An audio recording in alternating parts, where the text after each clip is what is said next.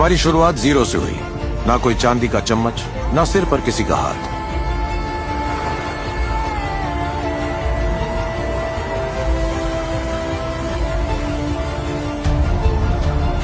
दुनिया को हमारे सपने सिर्फ सपने लगे।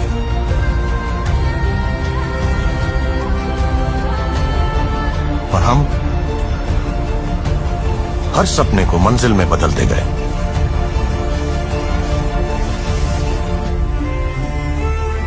ना जिंदगी में कोई स्क्रिप्ट मिली, ना कोई नक्शा, बस एक जज्बा जो सोने को राजी नहीं था, क्योंकि विरासत थमाई नहीं जाती, बनाई जाती है।